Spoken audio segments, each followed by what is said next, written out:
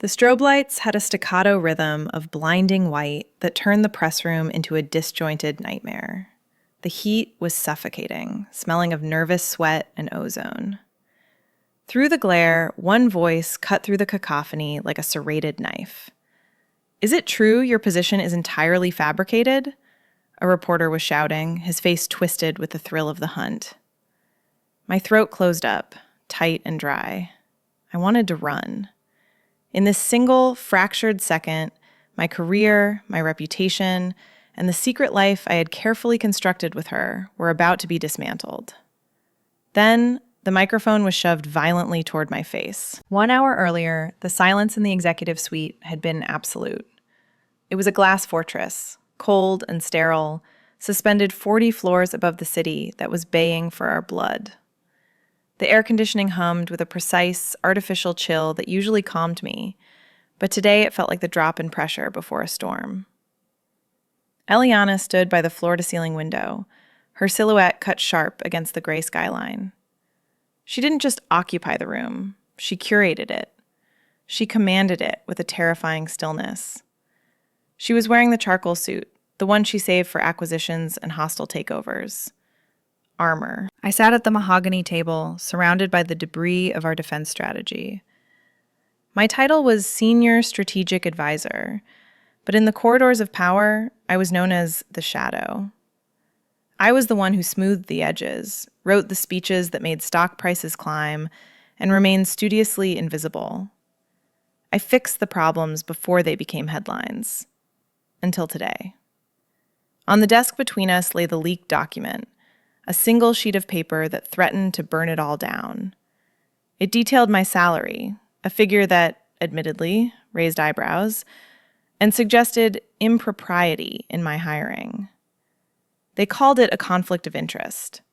They didn't know the half of it. It wasn't just numbers. It was an accusation of favoritism that stripped away a decade of my hard work. Eliana turned from the window. Her movement was fluid, deliberate. She walked to the table and reached for the file, her fingers brushing against the back of my hand. The contact was brief, accidental to any observer, but the air between us instantly charged. It was electric, a sudden spike of heat in the refrigerated room. Her proximity was a gravitational pull I fought every day. I looked up, meeting her gaze. Her eyes were dark, unreadable to the board, but I saw the fatigue tightening the corners.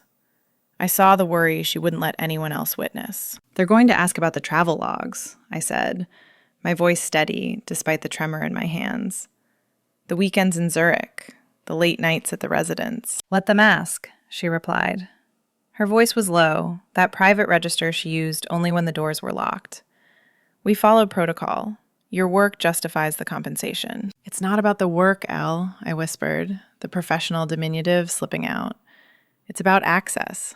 They think I'm selling access to you." "They don't understand access," she said, leaning closer. The scent of her, sandalwood and something uniquely, maddeningly her, filled my senses. "You don't need to buy what you already own." The unspoken weight of her words hung heavy in the room. This was the torture of our existence. In this office, under the fluorescent lights, I was her subordinate. I was the employee she could fire with a signature. But in the quiet dark of the morning, I was the one who grounded her. I was the only person who knew that the Iron CEO was afraid of thunder. The conflict wasn't financial, it was existential.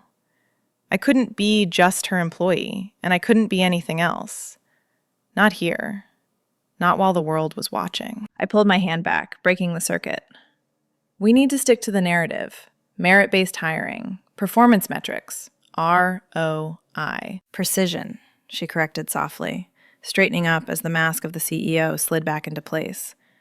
"We stick to the truth. You are essential." "I'm a liability," I countered. "You are my right hand," she said, unflinching.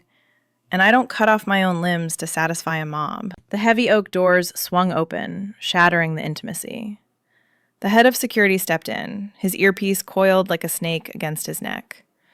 He didn't look at me. They never looked at the help. "The cars are ready, Ms. Wolfe. The press is already swarming the lower entrance. We need to move now." Eliana nodded, grabbing her briefing binder. The transition was instantaneous. The woman who had just looked at me with raw, terrifying possession vanished, replaced by the titan of industry. But as she passed my chair, the air shifted again, a vacuum of heat trailing in her wake. I gathered my papers, the evidence of my professional worth, and stood up. The fortress was breached. It was time to walk into the fire. The heavy door of the limousine sealed us inside with a dull, expensive thud. The sudden silence was jarring, cutting off the ambient noise of the secure garage like a guillotine. Inside, the air was cool and smelled of conditioned leather and the faint, lingering ozone of a high-end ionizer. We were moving instantly, the suspension absorbing the city streets so completely that the ride felt less like travel and more like levitation. The world outside was reduced to a smear of grays and muted brake lights through the aggressive tint of the bulletproof windows. It was a glass-bottom boat drifting over a shark tank. I stared straight ahead at the partition, my hands gripping the edges of the briefing binder until my knuckles turned white. We sat in the back, separated from the driver by soundproof glass, yet the space felt incredibly intimate. The silence stretched, thick and heavy, laden with everything we couldn't say while the recording devices of the world were waiting for us. In the office, there were desks and protocols and the safety of roles. Here, in the dim, filtered light, the boundaries were dangerously thin. I could hear the rhythm of her breathing, slow and controlled, contrasting with the rabbit-quick hammering of my own heart. I could smell her perfume, sandalwood and amber, a scent that usually meant safety, meant home, but right now felt like evidence. Eliana shifted, the leather creaking beneath her. The sound was loud in the quiet cabin. She wasn't checking her phone. She wasn't reviewing the crisis management talking points or the legal disclaimers I had spent the last 48 hours memorizing. She was looking at me. I could feel the weight of her gaze on my profile, intense and unreadable. "Are you ready?" she asked. Her voice broke the silence. But it wasn't the voice of the CEO. It dropped into that lower, private register she used only when the blinds were drawn and the world was locked out. It was a voice that stripped away the corporate armor and spoke directly to the terrified woman beneath the suit. I turned to look at her. The shadows played across her face, softening the sharp angles of her jaw. "I have the data," I said, my voice tight. "I can deflect the financial questions." "I'm not asking about the data," she said softly. She reached out then. It was a movement so subtle, so practiced. Her hand slid behind me, hidden from the front of the car by the angle of her body. Her palm pressed flat against the small of my back, right between my shoulder blades.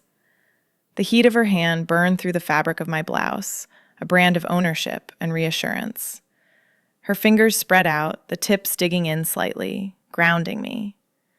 It was the hand-on-back motif we had perfected in private, but here, minutes away from the lions, it felt dangerous.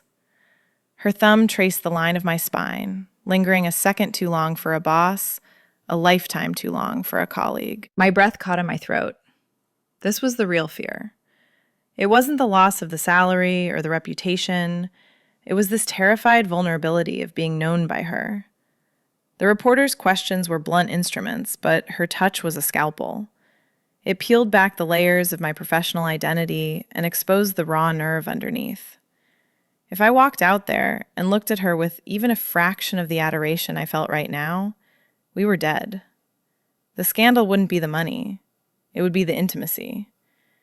It would be the fact that the shadow advisor was actually the heart of the machine. I was terrified that the cameras would see past the advisor and find the lover, trembling and exposed. "I'm afraid I'll slip," I whispered, the confession barely audible over the hum of the tires. "I'm afraid they'll see." "Let them look," she said, her eyes holding mine, unflinching. "You are the smartest person in any room we walk into. Remember that." She pulled her hand back, the loss of contact leaving a phantom warmth on my skin. She picked up the black briefing binder from the seat between us and held it out. It was a physical barrier, a return to order. I took it, our fingers brushing for a fraction of a second. The car began to slow, the smooth glide replaced by the stop-and-start jerk of navigating a crowd. The sanctuary was dissolving. The noise of the world outside began to penetrate the heavy doors, a dull, rhythmic chanting, and the chaotic shouting of the press pack. It sounded like a storm making landfall. We were stopped. The door lock clicked. The silence between seats was gone, replaced by the roar of the gauntlet. Eliana stepped out first. I watched the transformation happen in the space of a single breath. The woman who had touched me in the car vanished. In her place stood the CEO, the Iron Wolf. She buttoned her charcoal jacket with a single fluid movement, her chin lifting exactly 2 inches. She didn't flinch at the blinding white flares of the cameras. She became the armor. She was the hull of the ship breaking the waves, and I was the cargo, fragile and hidden in her wake. I followed her onto the pavement. The heat of the press pack was suffocating. I kept my eyes fixed on the seam of her jacket, refusing to look left or right. If I looked, I would see the faces, mouths distorted by screaming, eyes wide with the thrill of the hunt. They were shouting questions that felt like accusations. Is the salary real? Are you resigning? What happens in Zurich? The questions were jagged stones. I clutched the black briefing binder against my chest, a flimsy paper shield. Eliana cut a path through them, her stride long and purposeful. She didn't acknowledge the shouting. She moved with a terrifying precision, absolute and untouchable. We reached the glass doors, and the heavy seal of the building cut the noise in half, turning the roar into a muffled hum. We were in the corridor now. The air was cool, conditioned, sterile. The floor was polished marble, reflecting our distorted shapes as we walked. Click-clack, click-clack. Our heels struck the stone in perfect unison. It was a rhythm we had perfected over 5 years of partnership, a secret code of synchronization. I matched her pace instinctively, staying 1 step behind and to the left. The shadow's place. Shoulders, she whispered, not breaking her stride, her eyes fixed on the double doors ahead. I pulled my shoulders back, inhaling the cool air. I'm here. Don't look at the lenses, she instructed, her voice low and devoid of the warmth she'd shown in the car. Find a spot on the back wall. Anchor yourself. We pushed through the final set of doors. The stage was blinding. The house lights were down, but the rig overhead was fully illuminated, creating a wall of white glare that erased the audience. It was an interrogation room on a massive scale. I walked to my spot, a sleek secondary podium positioned to the side. I set my binder down, my hands trembling slightly until I pressed them flat against the laminate surface. My eyes adjusted to the glare, picking out shapes in the darkness. The press pool was a sea of blue-lit screens and glass lenses. And then I saw him. Miller. He sat in the front row, dead center. He wasn't typing. He wasn't checking audio levels. He was just watching. He looked disheveled, his collar unbuttoned, a pen tapping rhythmically against his knee. He had been hunting us for months, digging through trash and encrypted logs. He wasn't here for the stock price. He was looking directly at me, bypassing Eliana entirely. His gaze was heavy, knowing. He smiled, a small, predatory quirk of the lips that made my blood run cold. He knew he had the weapon that could destroy us. Eliana stepped to the main microphone. The room went deathly silent. She gripped the podium, her silhouette sharp against the backdrop, and leaned in. "Good morning," she said. Her voice was calm, commanding, filling the cavernous space. The shutters exploded like gunfire. I stood in the light, exposed, and waited for the first shot to land. The first volley of questions was technical, a barrage of inquiries regarding quarterly projections and asset allocation. It was designed to be overwhelming, a wall of noise meant to flush out a mistake. But Eliana didn't flinch. She stood at the podium, a monolith in charcoal wool, and answered with a terrifying surgical precision. She didn't just answer, she lectured. She cited specific subsections of the tax code from memory. She corrected a reporter from the Times on the exact percentage of our liquidity variance. It was a masterclass in weaponized boredom. She was using the data as a shield, turning the dramatic accusations of financial mismanagement into a dry, impenetrable seminar on corporate compliance. I stood in my designated spot, slightly behind and to the left, watching the back of her neck. I saw the way the muscles there were pulled tight, a map of tension that only I knew how to read. To the room, she was the Iron Wolf, cold and untouchable. To me, she was the woman who had whispered my name in the dark 3 hours ago, her voice rough with sleep. I felt a surge of pride so intense it was almost painful, mixed with a sharp, metallic anxiety. I admired the violence of her competence. She was protecting us the only way she knew how, with excellence. But Miller wasn't writing down the numbers. He sat in the front row, a stillness in the center of the chaotic scribbling. He waited until Eliana had exhausted the room's appetite for spreadsheets. He waited until the other reporters were glazing over, their thirst for scandal drowning in the details of amortization schedules. Then he moved. He didn't raise his hand. He simply stood up. The movement was small, but it sucked the oxygen out of the room. The other reporters stopped typing.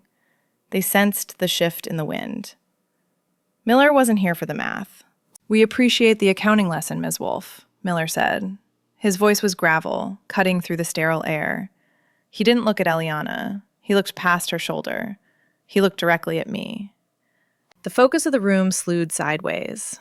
50 camera lenses pivoted in unison, the mechanical whirring sounding like the cocking of rifles. The heat of the lights hit me instantly, a physical weight that made my skin prickle. "I'm more interested in the human capital," Miller continued. "Specifically, the senior strategic advisor." Eliana stiffened. I saw her hand grip the side of the podium, her knuckles turning white. She opened her mouth to redirect, to pull the fire back onto herself. But Miller raised his voice, overriding her. "Her compensation package is unusual," he said, letting the word hang in the air like smoke. 3 times the market standard for a strictly advisory role. And then there are the perks, a housing allowance for a property that, according to city records, shares a private elevator access with your own penthouse suite. The room went silent. The accusation was naked now. He wasn't talking about money. He was talking about proximity. He was drawing a line between the salary and the bedroom without using the words. "I'd like to hear from her," Miller said, smiling, a small, cold expression that didn't reach his eyes. "I'd like to know how she justifies the overtime required to earn that kind of access." I had to move. If I stayed in the shadow, it looked like guilt. It looked like I was a kept woman hiding behind her patron. I stepped toward the secondary microphone. My legs felt heavy, disconnected from my body, but the training took over. I placed my hands on the cold metal of the stand to hide the trembling. I was the shadow. I was the fixer.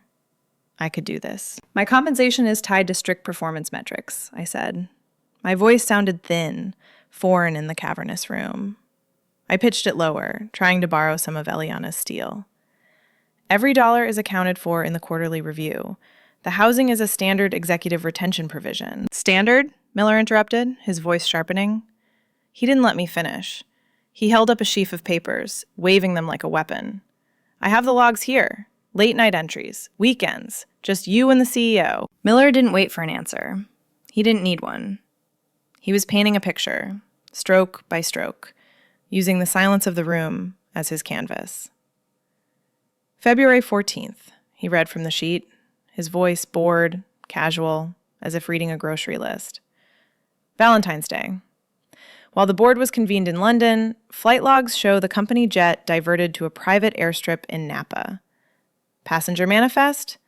Eliana Wolf. And you." He looked up, peering over the rim of his glasses, his eyes gleaming with malicious intent. "Was that a strategic summit, Ms. Reed? Or was it a romantic getaway billed to the company expense account?" The question hit me like a physical blow. The air in the room seemed to vanish, sucked out by the collective gasp at the press pool. I could hear the sharp intake of breath from the front row, the sudden, frantic scratching of pens on notepads. They smelled blood. It was a primal shift in the atmosphere. They weren't journalists seeking the truth anymore.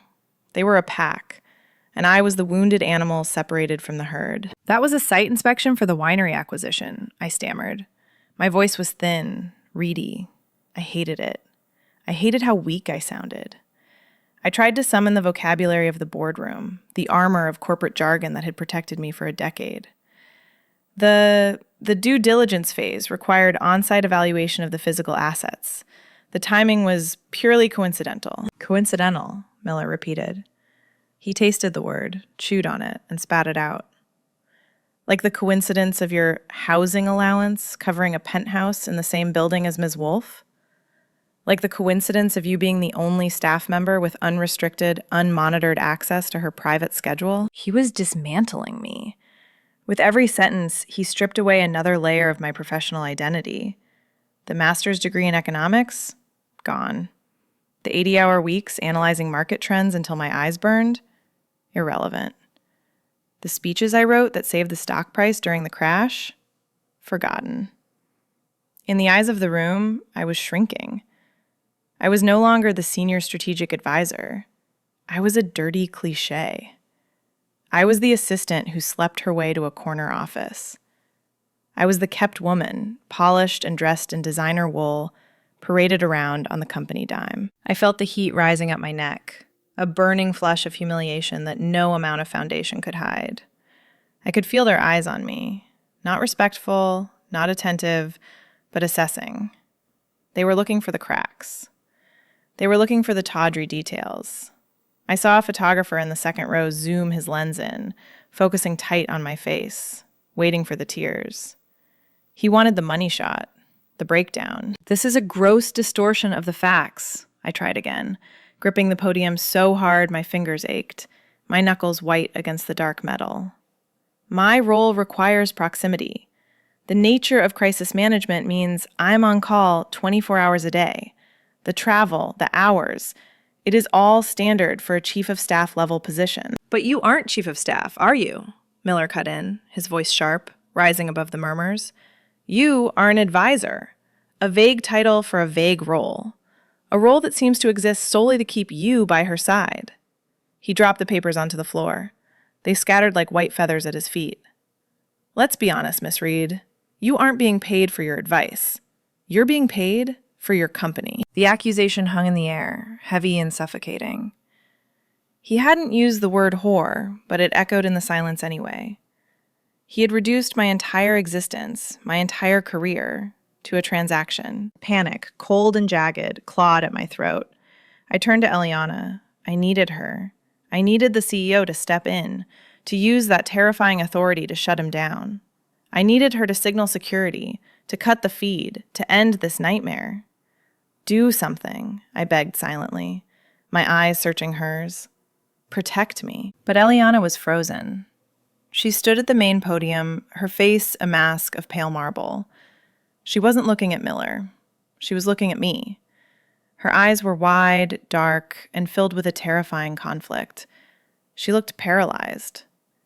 The Iron Wolf, the woman who ate competitors for lunch, was standing there, watching me bleed out on live television. The realization hollowed me out. She couldn't stop this. If she defended me, she confirmed it. If she attacked him, she validated the question. She was trapped in the same cage I was. I was utterly, completely alone. The lights were too bright. The room was spinning. I was a fraud, exposed to millions. Miller stepped closer to the stage. He sensed the kill. He looked from Eliana's frozen form back to my trembling hands. He lowered his voice, leaning in to make the microphone catch the intimacy of the destruction. Tell us the truth, Miller said, soft and lethal. Who are you to her, really? The air in the room didn't just shift. It shattered. I was bracing for the next blow, waiting for Miller to ask about the specific thread count of the sheets in Zurich, when the shadow beside me moved. It wasn't the polite, measured step of a CEO ceding the floor to a subordinate. It was a violent intrusion into the space. Eliana didn't signal the security team standing in the wings. She didn't look at her PR director for a cue. She stepped physically between me and the podium, her body becoming a wall that cut off Miller's line of sight, effectively erasing him from my view. The sound was visceral, the screech of feedback as she grabbed the microphone stand, a high-pitched wail that made half the room wince and cover their ears. Then, silence. Absolute, terrified silence. The kind of quiet that falls when a predator walks into a clearing and everyone else realizes they are prey. Then I felt it. The hand. It wasn't the tentative brush from the car, hidden by leather seats in darkness. It wasn't the accidental graze over paperwork in the safety of the office. Her palm landed flat and heavy between my shoulder blades, pressing firmly into the wool of my blazer. It was possessive. It was grounding. It was a claim of ownership so physical it nearly buckled my knees. She wasn't just standing near me. She was holding me in place, tethering me to the floor when I felt like floating away into the ether of panic. The heat of her hand burned through the layers of clothing, a steady, rhythmic pressure that said, "I am here. You are safe. You are mine." She didn't look at the cameras. She didn't look at the board members watching from the wings with their mouths open. She stared directly at Miller. Her expression had shifted. The mask of the Iron Wolf, the cool, detached executive concerned with profit margins and quarterly projections, was gone. In its place was something ancient and fiercely protective. Her eyes were dark, dilated, focused entirely on the man who had just tried to strip me bare in front of the world. "You asked a question," she said. She didn't shout. She didn't need to. Her voice was terrifyingly quiet, pitched low enough that the reporters in the back had to lean forward, but amplified enough to rattle the speakers. It was the voice of a woman who was done negotiating. "You asked who she is to me," Eliana continued. She leaned into the mic, her grip on the chrome stand turning her knuckles white. "You implied that her position is a favor, a transaction, a sordid little secret bought with company funds." Miller opened his mouth to speak, to interrupt, to regain control of the narrative he had so carefully constructed, but Eliana's gaze silenced him. She took a breath, and I felt her chest expand against my arm. The proximity was dizzying. "She is not my mistress," Eliana said, the words falling like stones into deep water. "She is not my companion." She paused. The room held its breath. I stopped breathing entirely, my heart hammering against my ribs like a trapped bird. "She is my next of kin." The phrase hung in the air, heavy and irrevocable. Next of kin. It wasn't a romantic platitude. It wasn't girlfriend or partner, words that could be dismissed as frivolous or temporary. Next of kin was legal. It was the box you checked on hospital admission forms when you were bleeding out. It was the person who held the power of attorney when you were incapacitated. It was the person who decided if you lived or died on a ventilator. It was the ultimate, non-negotiable definition of family.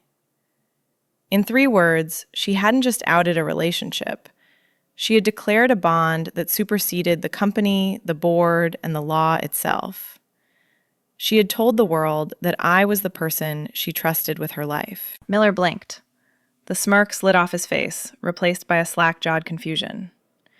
He had come hunting a scandal about sex and money. He had been met with a declaration of blood-deep loyalty.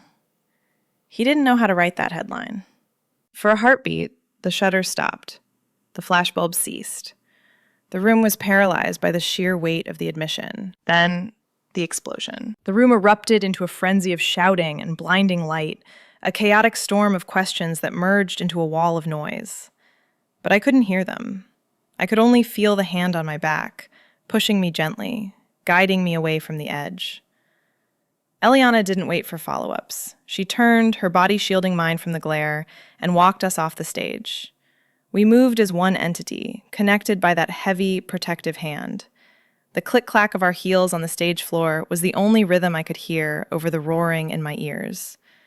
We crossed the threshold from the blinding white light back into the shadows of the wings, leaving the wreckage of the press conference and our old lives burning behind us. The heavy fire doors slammed shut behind us, severing the noise of the press room as cleanly as a guillotine blade. 1 second, it was a riot of screaming voices and strobe lights. The next, it was the sterile, humming silence of the secure corridor. The sudden drop in decibels was disorienting. My ears were ringing with a high-pitched whine, a ghost of the microphone feedback loop. The adrenaline crash hit me instantly. My knees buckled, a sudden loss of hydraulic pressure. But she caught me. Her grip tightened, holding me upright, propelling me forward. I couldn't feel my feet touching the floor. I was being moved by the force of her will alone. Security swarmed around us in a blur of black suits and coiled earpieces. They were efficient, professional, but the atmosphere had shifted. They didn't look at us. They stared aggressively at the walls, at the floor, at their comms devices. They averted their eyes with a studious intensity that screamed discomfort. They had just heard the CEO declare her employee to be family. And they were trained to be furniture, but the air was thick with their silent judgment. We were ushered into the waiting elevator, the doors sliding shut on the chaos we had just ignited, leaving us in a suspended box of polished steel and mirrors. We didn't speak in the elevator. We didn't speak in the garage. We were bundled into the back of the limousine like high-value assets extracted from a war zone. The heavy door thudded shut, sealing us in the leather-scented dark once again. But the silence inside was different now. Before the conference, it had been thick with anxiety and anticipation. Now, it was heavy with the radioactive fallout of the truth. The car lurched forward, tires squealing slightly on the concrete as the driver executed an aggressive exit, putting distance between us and the wolves. I stared at the partition, my chest heaving. I couldn't look at her. If I looked at her, I would shatter. The words were bouncing around the inside of my skull like shrapnel. Next of kin. It was impossible. It was catastrophic. "Do you have any idea what you just did?" I asked. My voice was a wreck, scraping against the silence. I turned to face her then. She was leaning back against the seat, her eyes closed, the tension in her jaw visible even in the dim light. She looked exhausted, stripped of the armor she wore so well. She didn't look like a titan of industry. She looked like a woman who had just jumped off a cliff without checking for water. "I stopped him," she said simply, not opening her eyes. "You didn't just stop him, Eliana. You nuked the site." I felt a hysterical laugh bubbling up in my chest, sharp and jagged. Next of kin? That's legal terminology. That is binding. The board is going to convene an emergency session before we even hit the highway. She opened her eyes. They were dark, unrepentant. It was the truth. "It was suicide," I countered, my hands shaking as I gestured vaguely at the tinted windows. "You just confirmed a relationship that violates half the bylaws in the corporate governance handbook. You gave them the weapon Miller was looking for." "I didn't give them a weapon," she said, her voice dropping to that low, dangerous register. She turned fully toward me, the leather seat creaking. "I took the weapon away.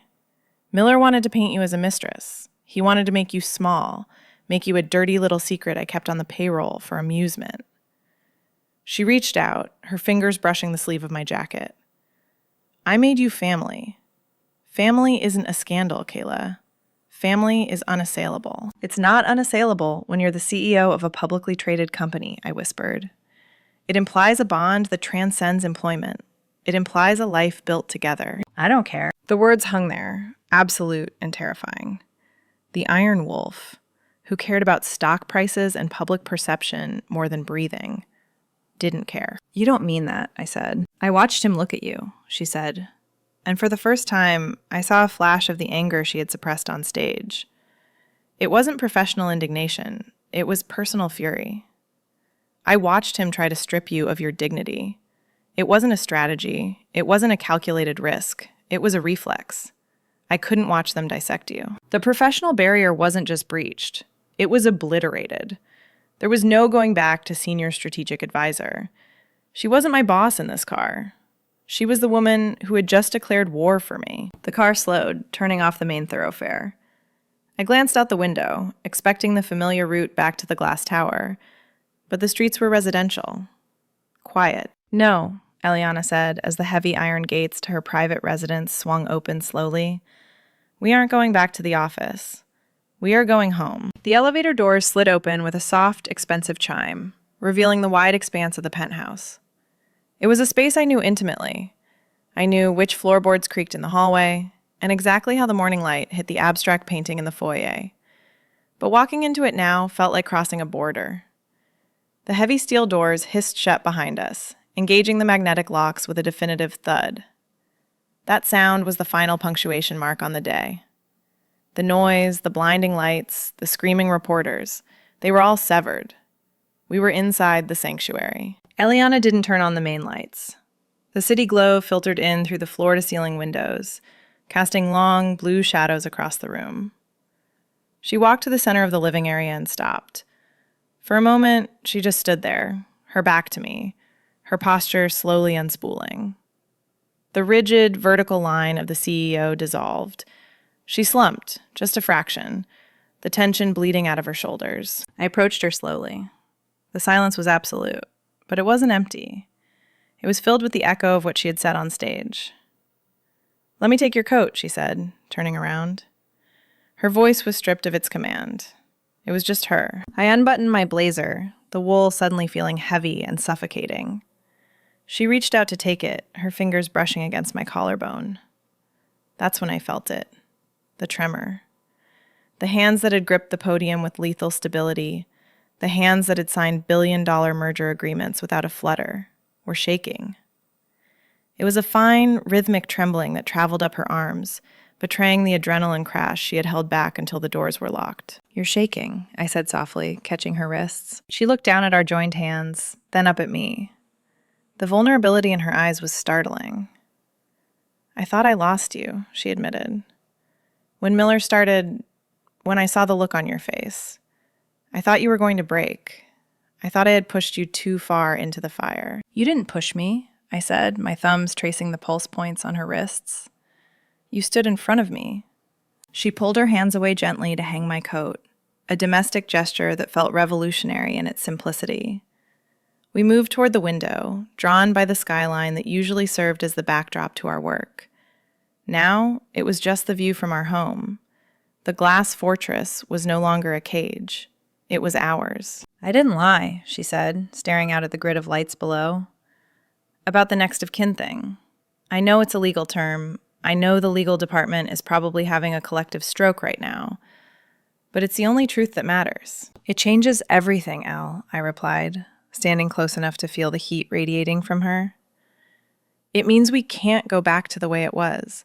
The shadow advisor is dead. You killed her on live television." "Good," she said fiercely, turning to face me. "I hated her. I hated shrinking you down to fit into a job description. I hated pretending that you were just staff." She took a step closer, invading my personal space in a way that made my breath hitch. "I hid you because I was terrified. I thought if they saw you, they would destroy you to get to me. I thought the shadows were safer. And now? Now I know that the shadows are just where fear lives," she whispered. She reached up, her palm cupping my cheek. Her skin was cool, her touch grounding. "You are my family, Kayla. You are the person I trust with the codes, with the money, with the secrets. But more than that, you are the one I want to talk to when the world is burning. If that isn't next of kin, I don't know what is." I leaned into her touch, closing my eyes.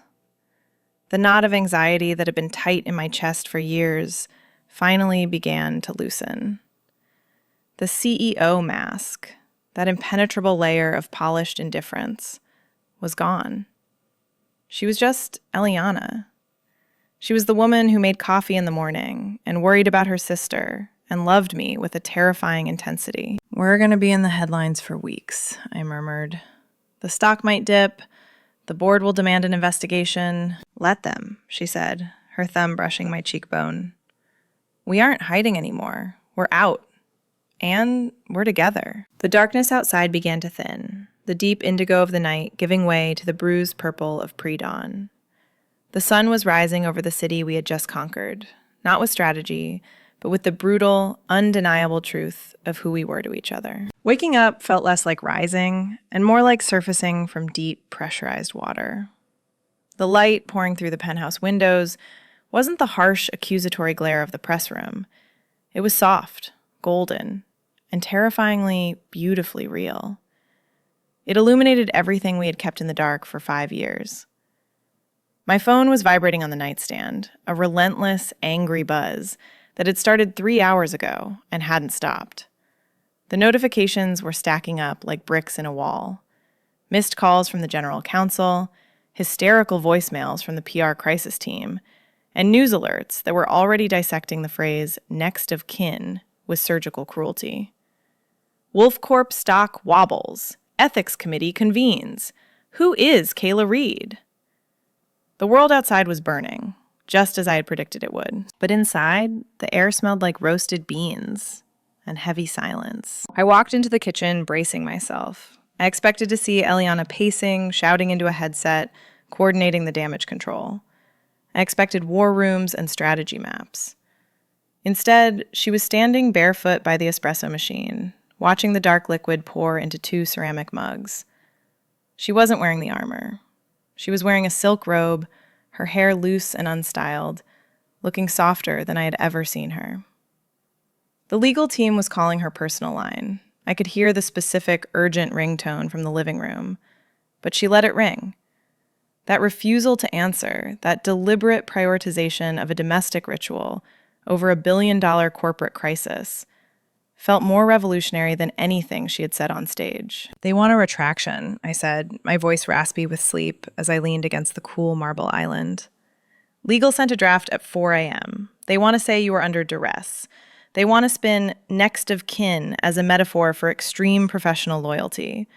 They want to call it a figure of speech." Eliana turned, picking up the mugs. "I don't do metaphors, Kayla, and I don't retract the truth." She slid a mug across the counter toward me. Steam curled up between us, a quiet defiance against the storm waiting in the lobby. "We can't ignore the governance issues, Elle," I pressed, though my heart wasn't in the fight. "The board is going to demand a restructuring. I can't report to you, not after this. The conflict of interest isn't theoretical anymore. It's broadcast news." "I know," she said, her voice steady, lacking the frantic energy of the night before. She took a sip of coffee, her eyes clear and unrepentant. "We've already drafted the memo. You won't report to me. You'll operate independently. We'll bring in a third-party ethics officer to oversee your compensation and advancement. We will make the walls glass. Let them see everything. If we have nothing to hide, they have nothing to hunt." "It's going to be messy," I warned. "Miller isn't done. He'll dig deeper now. He'll look for the cracks in the timeline." "Let him dig," she said, a small, confident smile touching her lips. "He was looking for a scandal. He was looking for shame. He won't find it." She walked around the island, closing the distance between us. "We aren't going to spin this as a mistake. We are going to own the definition. Kinship isn't about blood. It's about who you bleed for. And I am done pretending I wouldn't burn the company to the ground to keep you safe." The fear that had lived in my chest for 5 years, the constant low-level hum of anxiety about being discovered, was gone. It had been replaced by a strange, grounding solidity. The secret was out. The worst thing had happened. The world knew. The coffee was still hot. She was still here, looking at me with unflinching pride. She reached out, adjusting the collar of my robe, her knuckles grazing my neck. It was the same touch from the car, the same touch from the stage, but stripped of the fear. "Drink your coffee, Kayla," she said, using my name like a benediction. "We have a board meeting in an hour. And for the first time, you're walking in through the front door with me." The elevator doors slid open, revealing the blinding wall of cameras waiting for us.